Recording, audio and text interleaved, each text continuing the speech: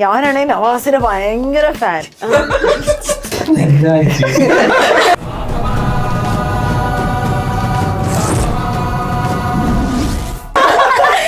ഞാൻ നവാസിനെ കണ്ട എക്സൈറ്റ്മെന്റിൽ ഞാൻ ഭയങ്കര ഫാനാണ്. നവാസിനെ മെസ്സേജ് ഒക്കെ അയച്ചിട്ടുണ്ട്. ഭയങ്കര ഫാനാണ് ഞാൻ.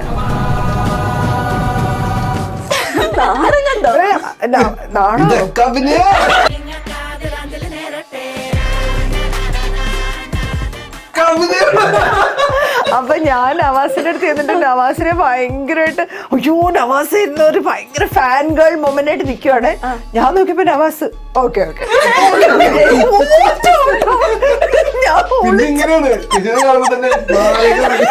കടമ്പ ഓട്ടം. നിങ്ങക്ക് സ്വന്തമായിട്ട് ഫാൻസ് പേജ് ഒക്കെ ഇല്ലേ?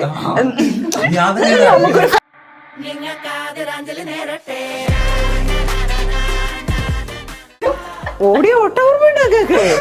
അപ്പൊ ഇതുപോലെ രാജ്യമൊക്കെ എങ്ങനെ എനിക്കിത് ഓടിയെന്ന് പറയുമ്പോ ചേച്ചി ശരിക്കും അയമന സിദ്ധാർത്ഥന് ഒരു ഓട്ടം ഓടുന്നില്ലേ, അതൊക്കെ ഓർമ്മ വരുന്നില്ല.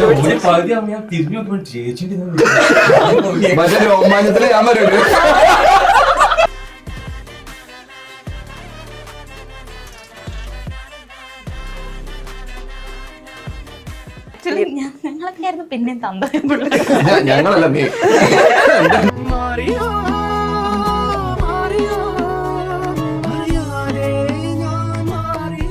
കണ്ടപ്പോ ഓടിയായിരുന്നു. അത് നന്നായി. പിന്നെ ആൾക്കാരെടുത്തിട്ട് ഓടി. പിന്നെ സെറ്റിൽ എനിക്ക് കുറച്ച് ടെൻഷൻ ആയിരുന്നു. അതിലൂടെ ഞാൻ പറഞ്ഞില്ല, ഞാനൊരു ലിങ്ക് കേറിയിട്ട് എന്റെ അക്കൗണ്ടിൽ പൈസ പോകും. ഏതൊരു ബംഗാളർ ചെക്കൻ അത് പറഞ്ഞപ്പോ തന്നെ OTP വെച്ച് കൊടുത്തേക്കുന്നത്.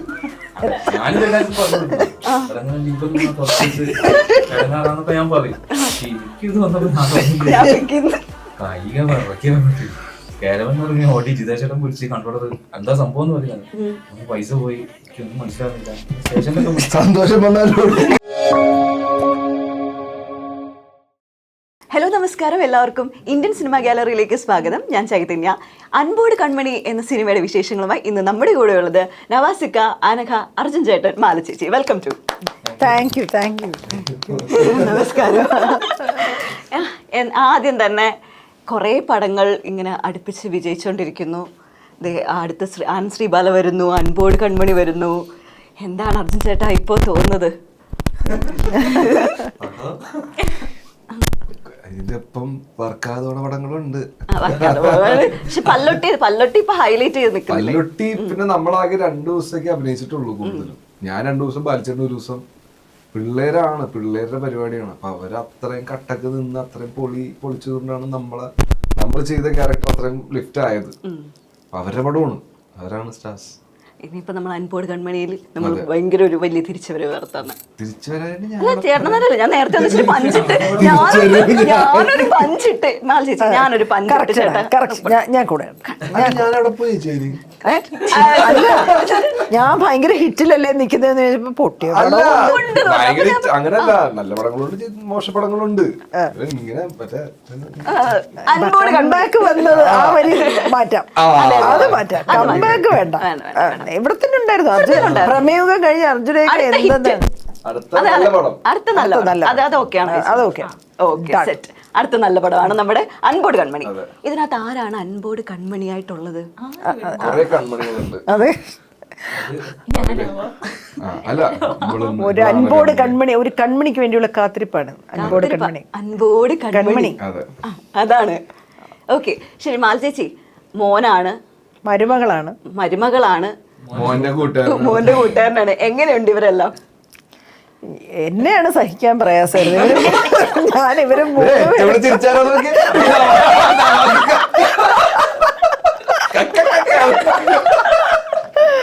കാരണം ഞാനാണ് ഇതിനകത്ത് മൊത്തം ഡാർക്ക് ഫോഴ്സ്, ഭയങ്കര ഡാർക്ക് അടിപ്പിക്കുന്ന ആളാ. ആർക്കും സമാധാനം കൊടുക്കൂല. ഭയങ്കര ഡാർക്ക് അമ്മായിയമ്മ. ഞാൻ അങ്ങനെ ഒരു ക്യാരക്ടർ ചെയ്തിട്ടില്ല ആക്ച്വലി. ഡാർക്ക് അമ്മായിയമ്മ. പക്ഷെ അവർ മോശ സ്ത്രീയൊന്നുമല്ല.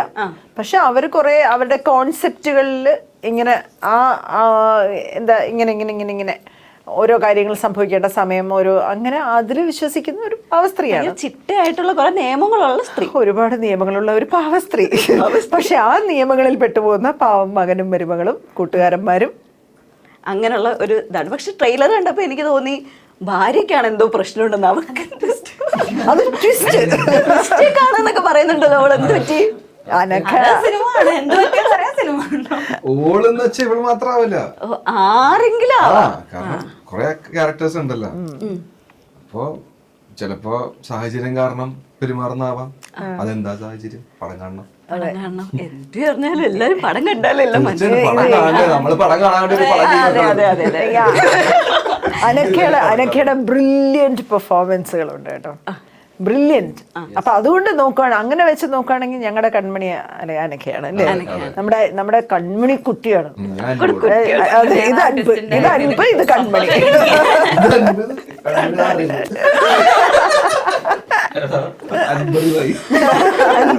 അപ്പൊ ചേച്ചി എന്തോ ചേച്ചിക്കും കൂടെ ഒരു ടാഗ് കൂടെ എന്നോ? അയ്യോ ഞാൻ പറഞ്ഞില്ലേ, അയ്യോ ആ അമ്മയ്ക്കപ്പുറം അതിന് വേറെ ഡെഫിനിഷൻ ഒന്നും വേണ്ടല്ലോ അല്ലേ?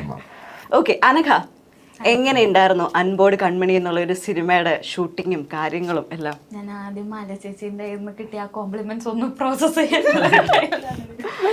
അത്ര സമയം പ്രോസസിങ് ആയിരുന്നു പറഞ്ഞത്, ഇച്ചിരി മാറിപ്പോയി. നല്ല എക്സ്പീരിയൻസ് ആയിരുന്നു. ഇപ്പൊ എല്ലാവരും നവാസിക്ക, ഞാൻ ആദ്യമായിട്ടാണ് ഇവരുടെ ഒക്കെ കൂടെ അഭിനയിക്കുന്നത്. ഇപ്പോൾ ആ സെറ്റ് എന്ന് പറയുന്നത് എനിക്ക് ഇവരുടെ കൂടെ അഭിനയിക്കാനുള്ള ഒരു എക്സൈറ്റ്മെന്റ് ഉണ്ടായിരുന്നു. കാരണം ഒന്ന്, ഞാൻ ഒരു ഭാര്യയായിട്ട് ക്യാരക്ടർ ചെയ്യുകയാണ്, അർജുൻ ചേട്ടൻ്റെ ഭാര്യയായിട്ട് ചെയ്യുകയാണ്. അപ്പോൾ ഈ ഒരു ക്യാരക്ടറിൻ്റെ ഇപ്പോൾ നേരത്തെ പറഞ്ഞില്ലേ മാല ചേച്ചീൻ്റെ ഒരു അമ്മ എന്നുള്ള ഒരു ക്യാരക്ടർ, അപ്പോൾ ഇതുപോലെ കുറേ ചിട്ടയും വട്ടങ്ങളും ഉണ്ടാവുന്ന അങ്ങനത്തെ ഒരു ഫാമിലിയിലേക്ക് വന്നിട്ട് അഡ്ജസ്റ്റ് ചെയ്യാൻ ശ്രമിക്കുന്ന ഒരു ഭാര്യ. അപ്പോൾ എന്നെ സംബന്ധിച്ച് ഈ ഒരു ക്യാരക്ടർ നല്ലൊരു ജേർണി ആയിരുന്നു ത്രൂ ഔട്ട്. പിന്നെ സിനിമയ്ക്ക് അപ്പുറം ഈ ഓരോരോ ആൾക്കാർ, ഞങ്ങൾ ആ ഒരു സെറ്റിൽ ഉണ്ടാകുന്ന സമയത്ത് മാല ചേച്ചി ആണെങ്കിൽ ഇവരുടെ അടുത്തൊക്കെ ഞാൻ സംസാരിക്കുന്നത് സിനിമേനെ പറ്റിയാണ്. ഇവരുടെയൊക്കെ എക്സ്പീരിയൻസ് എപ്പോഴും ഞാൻ ചോദിക്കും. അർജുൻ ചേട്ടനാണെങ്കിൽ കുറേ സിനിമ ചെയ്തിട്ടുണ്ട്, ആ സമയത്ത് ബ്രഹ്മയുഗം ഒക്കെ ചെയ്ത് വന്നതാണ്. പാട്ടൊക്കെ കേട്ട കാരവനില് നമ്മളെല്ലാരും കൂടി പാട്ട് റിലീസ് ചെയ്തത്. ഇവരൊക്കെ കുറെ ക്യാരക്ടേഴ്സ് ചെയ്തിട്ടുണ്ടായിരുന്നു. അപ്പൊ എങ്ങനെയാണ് അതിന്റെ കാര്യങ്ങൾ ഞാൻ എപ്പോഴും അത് അന്വേഷിക്കും. മാല ചേച്ചി ആണെങ്കിൽ തിയേറ്റർ കാര്യങ്ങളൊക്കെ ചെയ്ത്, എനിക്കൊരു തിയേറ്റർ ചെയ്യണം എന്നുള്ള ഭയങ്കര ആഗ്രഹമായിരുന്നു. ഞാൻ സിനിമയിൽ വരുന്നതിന് മുമ്പ് നാടകമൊക്കെ ചെയ്ത ആളാണ്. അപ്പോൾ എപ്പോഴും ഞാൻ ഈ വക കാര്യങ്ങളൊക്കെ ചോദിച്ചുകൊണ്ടിരിക്കും. അപ്പോൾ ആ സെറ്റ് എന്ന് പറഞ്ഞാൽ മൊത്തം ആക്റ്റീവ് ആയിരുന്നു. എൻ്റെ മൈൻഡിൽ ഒന്നിക്കിൽ നല്ല രീതിയിൽ പെർഫോം ചെയ്യുക, അല്ലാത്ത സമയത്ത് ഇവരോടൊക്കെ ഇതുമായിട്ട് റിലേറ്റഡ് ആയിട്ടുള്ള കാര്യങ്ങളൊക്കെ സംസാരിക്കുക. പിന്നെ നവാസൊക്കെ മൊത്തം ഫണ്ണായിരുന്നു. ആ ഒരു ഫാമിലി അറ്റ്മോസ്ഫിയർ ആ സെറ്റിൽ ഉണ്ടായിരുന്നു. സോ ആ ഒരു ഷൂട്ട് ഉണ്ടായിരുന്ന 1.5 മാസം ഭയങ്കര അടിപൊളിയായിരുന്നു. എൻ്റെ ലൈഫിൽ തന്നെ ഒരു നല്ല മെമ്മറീസ് ഉണ്ടായിട്ടുണ്ട് ആ സിനിമയിൽ. ഈ സെറ്റിലെ ഏറ്റവും വലിയ കോമഡി എന്റർടൈനർ നവാസിക്ക. കോമഡി അറിയോ? ഞാനാണെങ്കിൽ നവാസിന്റെ ഭയങ്കര ഫാൻ. ഞാൻ നവാസിനെ കണ്ട എക്സൈറ്റ്മെന്റില് ഞാൻ ഭയങ്കര ഫാനാണ്. നവാസിനെ മെസ്സേജ് ഒക്കെ അയച്ചിട്ടുണ്ട്, ഭയങ്കര ഫാനാ ഞാൻ.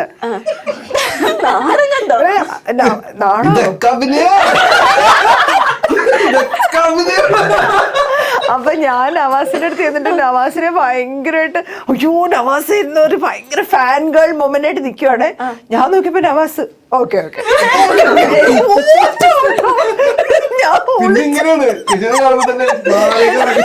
കാണുമ്പോ ഓട്ടം. സീരിയസ്ലി ശരിക്കും ഇൻട്രോവേർട്ടാണോ?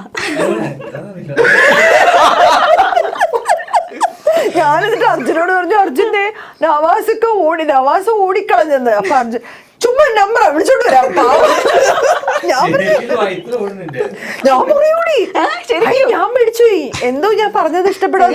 ശരിക്കും നടന്നയാണോ? ശരിക്കും നടക്കാത്ത കാര്യം പറയുന്നത്, കാര്യമായിട്ട് പറയുന്നത്. എന്നെ പേടിച്ചോടിയെന്ന്.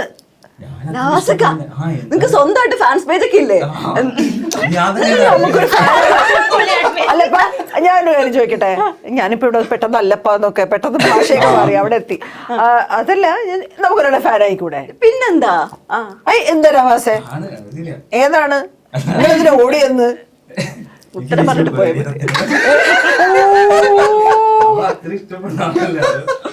അങ്ങനെയൊക്കെ ആകാൻ പറ്റും. നമ്മൾ ഇഷ്ടപ്പെടുന്ന ആൾക്കാരെങ്കിലേ ഫാൻകളായപ്പോ പേടിച്ചു പോയാ? ഇങ്ങനെയായിരുന്നു ആ സെറ്റ് മൊത്തം. ആരെങ്കിലും എന്തെങ്കിലുമൊക്കെ മിണ്ടിക്കഴിഞ്ഞാൽ അപ്പൊ തിരിച്ചൊരു കാണുമ്പോൾ അടിപൊളിയായിരുന്നു ഞങ്ങളുടെ സെറ്റ്. ഭയങ്കര സ്നേഹം. ഞാൻ എന്ന് വെച്ചാൽ ഞാൻ ആദ്യമായിട്ട് അർജുനോട് വർക്ക് ചെയ്തു. ഞങ്ങൾക്ക് 3-4 ചാൻസ് വന്നിട്ട് എല്ലാ സിനിമയും മിസ്സായി പോയ ഒരാൾ. അപ്പം ഞാനിങ്ങനെ അർജുനോട് വർക്ക് ചെയ്യാനും ഭയങ്കര ആഗ്രഹിച്ചിരിക്കുമായിരുന്നു. അതേപോലെ അനക്ക് മറ്റേ തിങ്കളാഴ്ച നല്ല ദിവസമൊക്കെ കണ്ട് തിങ്കളാഴ്ച നിശ്ചയമൊക്കെ കണ്ട് നമ്മളിങ്ങനെ ഭയങ്കര ഇഷ്ടപ്പെടുന്ന. അപ്പൊ ഇവരുടെ കൂടെ വന്നിട്ട്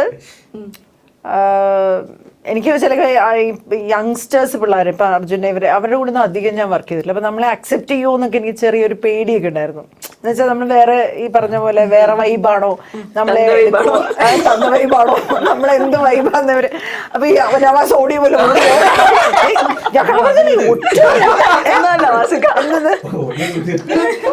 ഓടിയ ഓട്ടോർമ്മയുണ്ടൊക്കെ. അപ്പൊ ഇതുപോലെ അർജുനൊക്കെ എങ്ങനെ എനിക്കിത് ഓടിയെന്ന് പറയുമ്പോ ചേച്ചി ശരിക്കും അയമന സിദ്ധാർത്ഥന് ഒരു ഓട്ടോ കൊടുത്തില്ലേ, അതൊക്കെ ഓർമ്മ വരുത്തി. രോമാഞ്ചത്തില് ഞാൻ വരും. ഞാൻ ബാക്കി പോയി. ഞാൻ വിചാരിക്കും എന്തിനാ സംസാരിച്ചോണ്ടിരിക്കുന്ന ഒരാൾ ഇറങ്ങി ഓടുന്നത്. നമ്മള് വിചാരിക്കും നമ്മള് സംസാരിച്ചോണ്ടിരിക്കുമ്പോ ഒരാൾ ഇറങ്ങി ഓടിയാ നമ്മൾ എന്താ ചെയ്യാ, കുറെ പോലെ സന്തോഷം വരുമ്പോൾ ഓടുക. ആലോചിച്ച് നോക്ക്. അപ്പൊ ഇതേപോലെ എന്താണ് സംഭവിക്കാന്നൊക്കെ നമുക്ക് അറിയില്ലായിരുന്നു. പക്ഷെ അവിടെ ചെന്നപ്പോ നമ്മള് ഹാപ്പി സീനായിരുന്നു. ഞങ്ങൾ രാവിലെ വൈകുന്നേരം വരെ അഭിനയിക്കും, അത് കഴിഞ്ഞ് ഞങ്ങൾ ജിമ്മിൽ പോവും, ഞങ്ങൾ ഭയങ്കര നല്ല ഭക്ഷണം കഴിക്കും, കറങ്ങി നടക്കും. അഭിനയിക്കുന്ന സമയത്ത് മാത്രമേ അമ്മ എന്നുള്ള ഒരു ഇമേജ് ഉള്ളൂ, അല്ലാത്ത സമയത്ത് ആക്ച്വലി ഞങ്ങളൊക്കെ ആയിരുന്നു പിന്നെ ഞങ്ങളല്ല നൈസായിട്ട് ഒരു കൊച്ചിന്റെ അച്ഛനാന്ന് വെച്ചിട്ട് ഭയങ്കര രസമായിരുന്നു അൻപോട് കൺവണ്ടിയുടെ സെറ്റ് കേട്ടോ. ഞങ്ങളെ തലച്ച് ഭയങ്കര നല്ല, മൊത്തം ആൾക്കാരും ഭയങ്കര ഒന്നത് ഈ പറയേണ്ട മലയാള സിനിമയിൽ കിട്ടിയ ഏറ്റവും നല്ല പ്രൊഡ്യൂസേഴ്സ് ആണ് അൻപോട് കൺവണ്ടിയുടെ. ഭയങ്കര കിടിലം പ്രൊഡ്യൂസേഴ്സ്, ഭയങ്കര ബ്യൂട്ടിഫുൾ ആയിരുന്നു. അപ്പൊ അതുകൊണ്ട് തന്നെ ഭയങ്കര ഈസി ആയിരുന്നു പരിപാടി. പിന്നെ അർജുനോട് വർക്ക് ചെയ്യാൻ ഭയങ്കര ഈസിയാണ്. അർജുൻ്റെ കൂടെ ഉള്ള എല്ലാവരെയും അർജുൻ ഇങ്ങനെ ചേർത്ത് പിടിക്കും, കംഫർട്ടബിൾ ആക്കും. അപ്പൊ ഒരു ഞങ്ങളുടെ കൂട്ടത്തിൽ വർക്ക് ചെയ്ത ശ്രീരഞ്ജനി എന്ന് പറഞ്ഞ ആക്ടറിന് ഒരു പേസ്റ്റ് ഇട്ട് മുഖത്തിരിക്കേണ്ട ഒരു പരിപാടി ഉണ്ടായിരുന്നു. അപ്പം ഫാനൊക്കെ ഇങ്ങനെ നമ്മളെല്ലാം പേപ്പറൊക്കെ വെച്ചിട്ട് ഇങ്ങനെ വീശിക്കൊണ്ടിരുന്നപ്പോൾ അർജുൻ ഇങ്ങനെ വന്ന് കണ്ടിട്ട് അതൊന്നും ശ്രദ്ധിക്കുന്നതായിട്ടേ തോന്നിയില്ല. കുറച്ച് കഴിഞ്ഞപ്പോൾ അർജുൻ്റെ കൂടെയുള്ള ആൾ ഒരു ഫാനൊക്കെ വാങ്ങിച്ച് പുതിയ ഫാനൊക്കെ കൊണ്ടുവന്ന് ഫിറ്റ് ചെയ്ത് പുള്ളിക്കാരത്തേക്ക് വെച്ച് കൊടുത്തു. ആര് ചെയ്യും? അപ്പൊ ഞാൻ എന്താ പറ്റി, ഞാൻ അർജുനെ ഇപ്പോഴും എനിക്ക് അതിശയം മാറിയില്ല.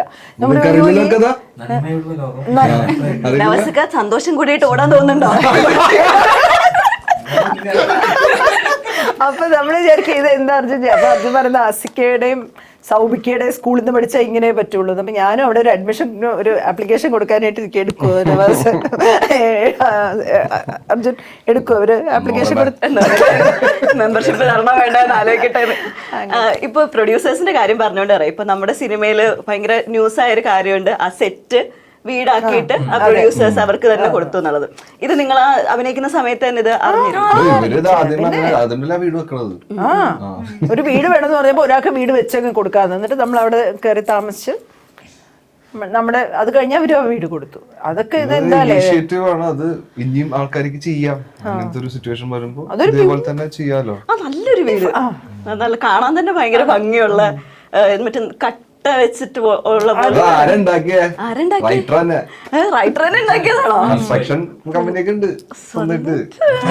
അവിടെ പ്രൊമോഷനും കൂടി ഇരിക്കട്ടെ. അതല്ല, അത്തരം വീടുകൾ വെക്കേണ്ടവർക്ക് സമീപിക്കാന്നുള്ള രീതി ഞാൻ പറഞ്ഞു. അല്ല, നല്ല ഭംഗിയുള്ള വീടല്ലേ? നല്ല ഭംഗിയുള്ള വീടൊക്കെയാണ്. പക്ഷെ ആ ഒരു പ്രൊമോഷൻ ആയിട്ടല്ല, ഇനി ആൾക്കാരെ സഹായിക്കാന്നുള്ള പ്രൊമോഷൻ ആക്കത്.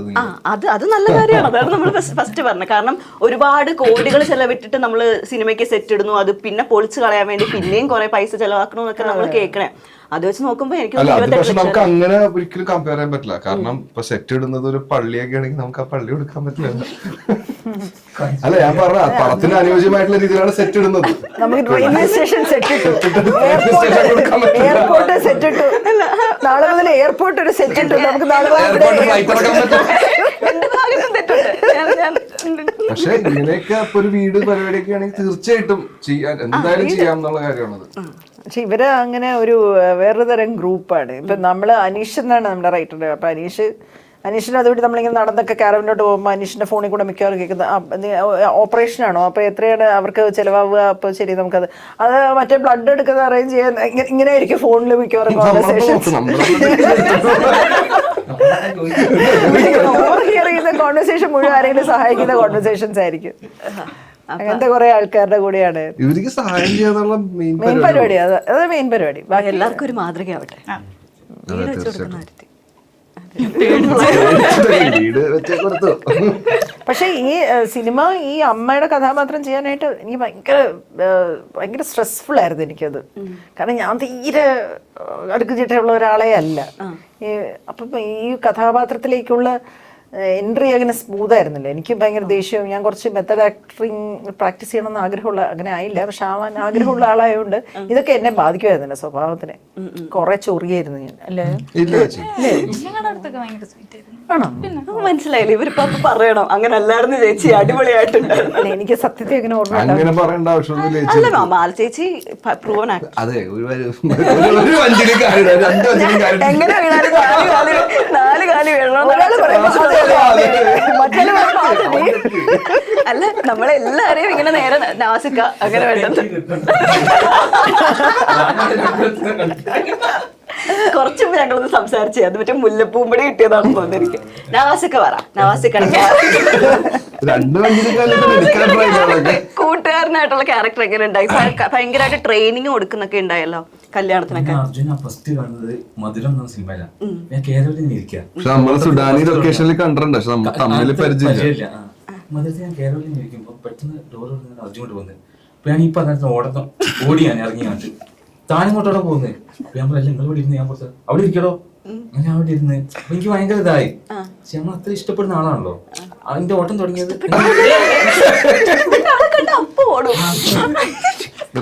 മമ്മൂട്ടി കണ്ടിട്ട് ഓടിയായിരുന്നു അന്ന്. മമ്മൂട്ടി കണ്ടപ്പോ ഓടിയായിരുന്നു. അത് നന്നായി. പിന്നെ ആൾക്കാരെടുത്തിട്ട് ഓടി. സമയം കിട്ടിയില്ല. അപ്പോ നല്ല രസമായിരുന്നു സെറ്റ്, അടിപൊളി. പിന്നെ സെറ്റിൽ എനിക്ക് കുറച്ച് ടെൻഷൻ ആയിരുന്നു. അതിലൂടെ ഞാൻ പറഞ്ഞില്ല, ഞാനൊരു ലിങ്ക് കേറിയിട്ട് എന്റെ അക്കൗണ്ടിൽ പൈസ പോയി. എനിക്കറിയാലോ,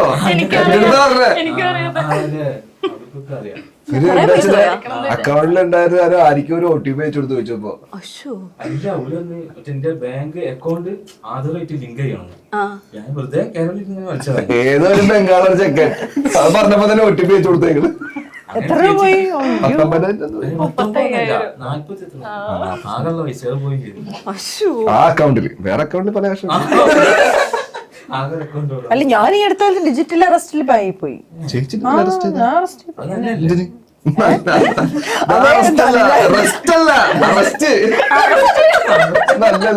നല്ലതല്ലേ? അതൊരു കഥയാ പറയാ. പിന്നെ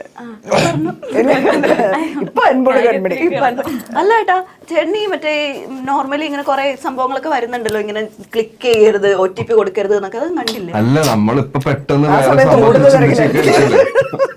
സമയത്ത് ഓടുന്ന തിരക്കിലായിട്ട് ഒന്നും ചിന്തിച്ചില്ല. ഞാനിതെല്ലാവർക്കും പറഞ്ഞു, ലിങ്ക് ഒന്നും കിടന്നാറാന്നൊക്കെ ഞാൻ പറയും. എനിക്കിത് വന്നപ്പോ ഞാൻ കൈക വിറക്കാൻ പറ്റി. കേരളം എന്ന് പറഞ്ഞ ഓടി ജിതേശേട്ടൻ പിടിച്ച് കൺട്രോളർ എന്താ സംഭവം എന്ന് പറയുന്നത്. പൈസ പോയി, എനിക്കൊന്നും മനസ്സിലാവുന്നില്ല. സ്റ്റേഷനിലൊക്കെ സന്തോഷം വന്നാലും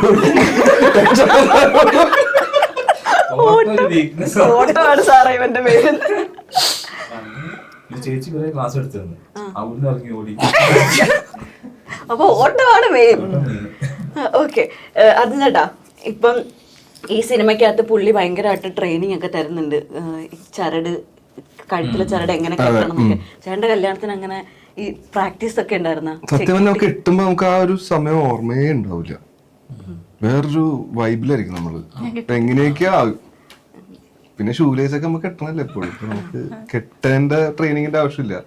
പക്ഷെ ഈ പടത്തില് ക്യാരക്ടർ എന്ന് വെച്ചാല് ഇവൻ ചെറിയ അമ്മ ചെക്കനാണ്, അമ്മ കുട്ടിയാണ്. അപ്പൊ അങ്ങനെ കൊഞ്ചിച്ച് വളർത്തിയതാ. അച്ഛൻ ചെറുപ്പത്തിൽ മരിച്ച പരിപാടിയൊക്കെ ആയിട്ടാണ് കാണിക്കണേ. അപ്പൊ മൂപ്പരാണെങ്കിൽ കെട്ടി 5 പിള്ളേരാ, 4 ആൾക്കാരുടെ തന്തയാണ്. അപ്പൊ എല്ലാ രീതിയിലും ട്രെയിനിങ് അവിടെ നിന്ന് കിട്ടുന്നുണ്ട്. അവിടെ ഓട്ടമൊന്നും ഇല്ലായിരുന്നല്ലേ? കൗണ്ടർ അടിക്കാൻ പറ്റില്ല, അല്ലെങ്കിൽ അടിച്ചു.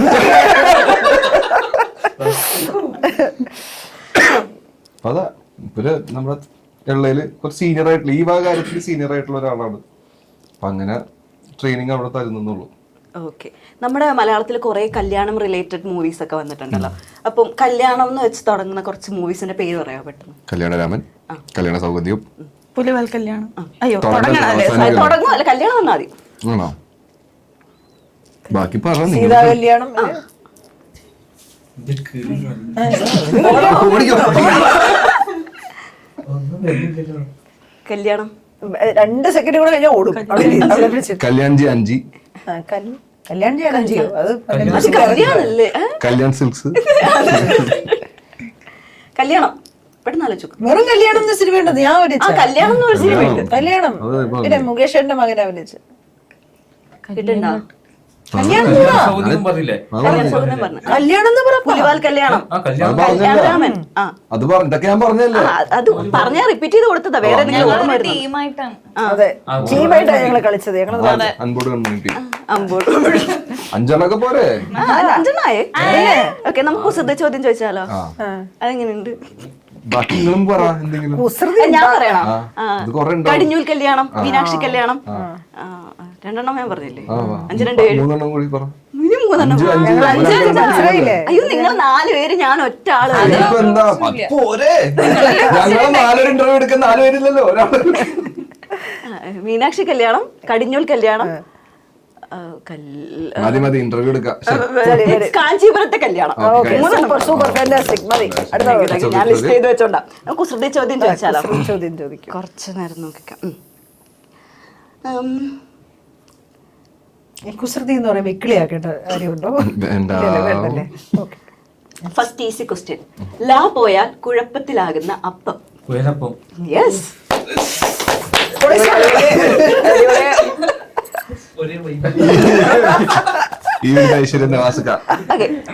ഇംഗ്ലീഷിൽ കാലുകൊണ്ടും മലയാളത്തിൽ വാ കൊണ്ടുമാണ് എന്നെ പറ്റി പറയുന്നത്.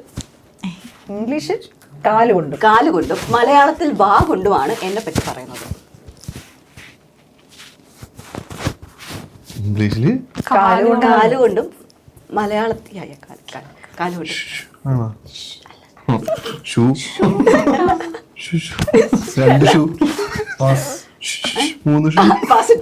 ഞങ്ങള് ടീമാ. ടീമിലെന്ത് പാസ്? ഓ ഇപ്പൊ ഒരെണ്ണം ഉത്തരം കൊടുത്തപ്പോ ടീം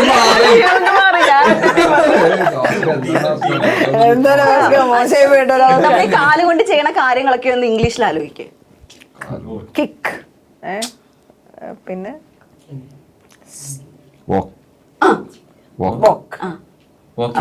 അപ്പൊ ഇംഗ്ലീഷിൽ കാലുകൊണ്ടും മലയാളത്തിൽ വാ കൊണ്ടുമാണ് എന്നെ പറ്റി പാകൊണ്ടോ?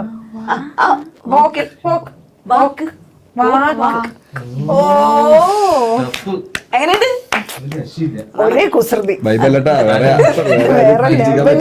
നമുക്ക് പിന്നെ ഞാനൊരു 2 ക്വസ്റ്റ്യനോട് ചോദിച്ചിട്ട് നമുക്ക് ഈ പരിപാടി നിർത്താം. നിങ്ങൾ 4 പേരല്ലേ, ഇപ്പൊ 2 ക്വസ്റ്റ്യൻ.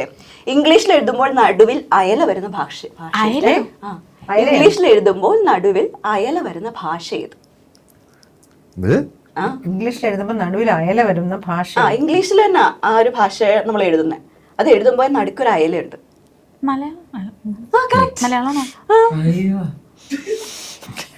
അവസാനത്തെ ചോദ്യം. ഇതൊക്കെ എവിടെ നോപ്പിക്കുന്നത്? പ്ലീസ്.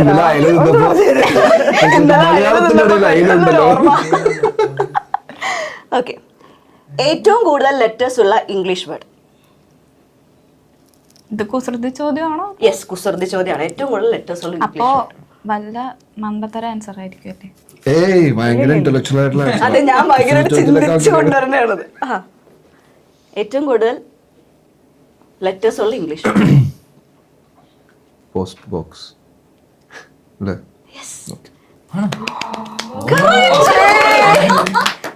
ഞങ്ങളുടെയൊക്കെ ഹെഡ് മാസ്റ്റർ ആയിട്ട് വരും. Intellectual thinking. നെക്സ്റ്റ് അടിക്കാൻ പറ്റുള്ളൂ, ഇവിടെ സമയം തീർന്നു. അപ്പൊ ഇനി എന്തായാലും അൺബോർഡ് കമ്മ്യൂണിറ്റി ടീമിന് നമ്മുടെ പ്രേക്ഷകരോട് എന്താ പറയാനുള്ളതെന്ന് പറഞ്ഞു. തീർച്ചയായും ഞങ്ങളുടെ സിനിമ കാണണം.